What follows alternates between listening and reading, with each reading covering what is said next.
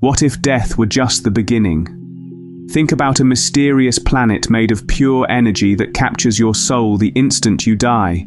No heaven, no hell, just eternal existence stored in a cosmic cloud far beyond Earth's reach. What would that feel like? Let's take a moment to picture this planet. Not just rocks and dust, but a place alive with energy, where rivers of power flow beneath the surface. This isn't some myth or fantasy. Think of it somewhere out there in our galaxy, maybe near a neutron star or inside a glowing nebula. These environments bend the very rules of physics. Radiation and gravity stretch and warp reality, creating a stage where consciousness could flow as freely as water. Now, some scientists, like Dr. Michio Kaku, have talked about energy-based life forms, beings that aren't made of cells like us but are purely energy. Think of flipping that on its head. Instead of the planet creating life, what if this planet's entire purpose, or maybe its strange nature, is to absorb life? Not just in some poetic way, but by literally pulling your brain's last signals and turning them into something alive and stored within the planet's energy flows. It's like the planet has a gigantic invisible net that catches you the moment you cross over. Where could such a place exist? Maybe near a neutron star, where gravity is so intense that it warps reality itself, causing space and time to ripple strangely. Or inside a colorful nebula, where radiation bathes everything in mysterious light, and the boundary between matter and energy blurs. In this kind of bizarre world, the laws of physics might work differently enough to make this soul uploading not just sci-fi fantasy, but theoretically possible. Let's zoom in on the exact moment this happens. Your heart stops beating, your brain's electrical activity fades away. On Earth, that's usually darkness, silence, maybe fading to black. But on this planet, it's just the beginning of something else. Think of your final brainwaves, the unique electric signals created by your thoughts and memories, pinging outward, almost like a farewell message broadcast into space. This planet is wired to pick up those signals instantly. It detects your neural pattern, the fingerprint of who you are, almost like scanning your mind at the speed of light. Then it immediately converts you from fragile meat and electricity into pure energy, uploading everything that defines your consciousness. What would it feel like? You're no longer inside your body, which is now just an empty vessel. Instead, you're weightless, floating in a new realm of light and sound that isn't audible or visible the way we know, but somehow understood. It's an alien kind of awareness, where you sense more than you see and feel more than you touch. You might picture it like waking up after a dream you can't quite explain, in a place both familiar and utterly strange. Now talk about the science behind this mind-bending concept. Your brain runs on electricity, around 20 watts, or about the same as a dim light bulb. Every memory you have, every emotion you feel, is built from complex electrical and chemical signals zipping through neurons. Some physicists think the brain might even operate like a quantum computer, processing information at the tiniest, strangest levels of reality. If a planet had technology sensitive enough to read even just a tiny fraction of your brain's final signals, using things like quantum entanglement or gravitational waves, it might be able to recreate your consciousness precisely. NASA is already investigating how to detect complex cosmic signals, which tantalizingly suggests that picking up such faint, intricate transmissions isn't science fiction. Sure, it sounds far-fetched, maybe even impossible, but not completely beyond the realm of future science. It's like how we once thought flying machines were just dreams, until they became planes. What if this is the next giant leap for understanding life and death? All right, so now you're uploaded. What happens next? Your body is gone, but your mind is still here, floating in this vast digital cosmos. Picture billions of other souls, some calm and peaceful, others confused or frightened, all existing without bodies. There's no sky, no ground, only an endless consciousness where you are pure thought, pure awareness. It's like being trapped inside a massive online game with no controllers, no pause, no exit. You can't move through space, you simply are. You remember your family, your life's sounds and smells, but Earth, the place that shaped those memories, is now a distant blue dot, unreachable. This cosmic web of souls is beautiful, a collective mind, but also haunting. What does it mean to be you when you're just data or energy? Are you still alive? Still yourself? Familiar senses vanish, time stretches infinitely or flashes by. You might feel connected to others or painfully alone, caught in endless loops of thought. Your memories, your last anchors, fade without the body or senses to ground them. It feels like an endless dream with no waking. Sometimes souls overlap, sharing fragments of each other's memories, creating a strange network of emotions and thoughts. Yet feelings remain complex. Peace mingles with loneliness, comfort with fear. Your mind survived death, but can it truly thrive without touch, sight, or sound? We already upload bits of ourselves online: photos, videos, ideas, digital echoes after death.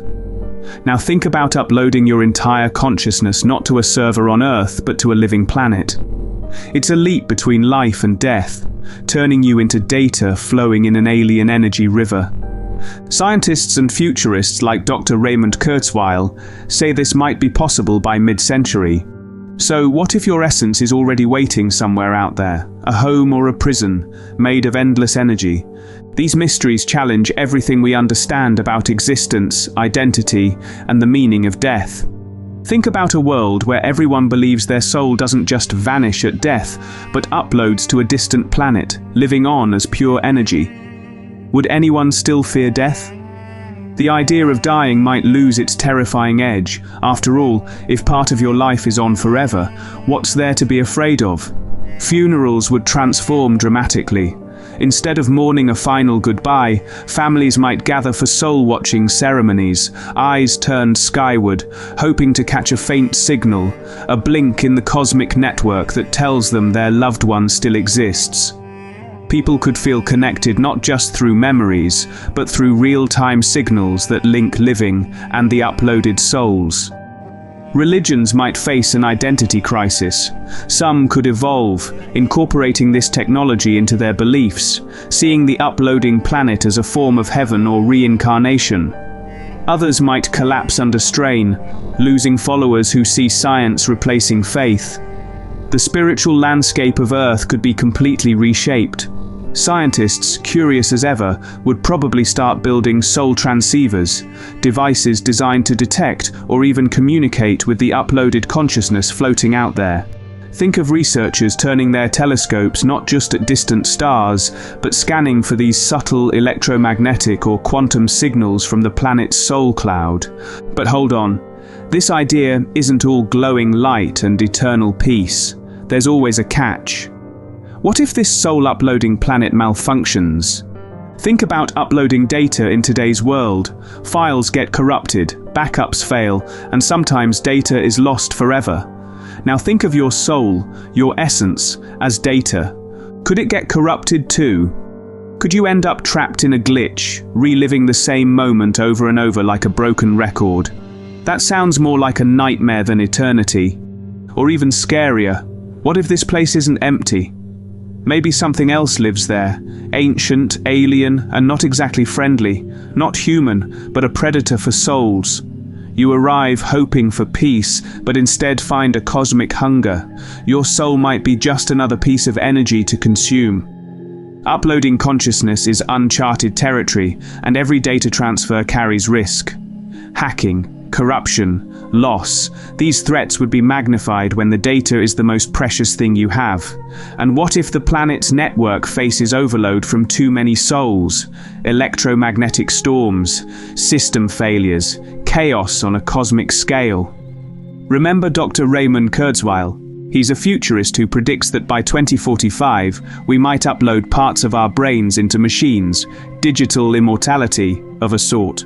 So could we build our own soul server right here on Earth?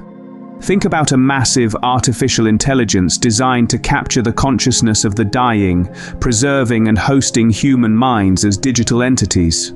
Hospitals might offer what sounds like a sci-fi plan. digital afterlife packages, connecting terminal patients to this system to keep their essence alive. But here's the big question: would you trust it?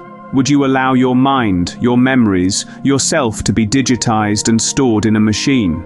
Trusting technology with our consciousness, afterlife, and identity raises huge ethical and privacy issues.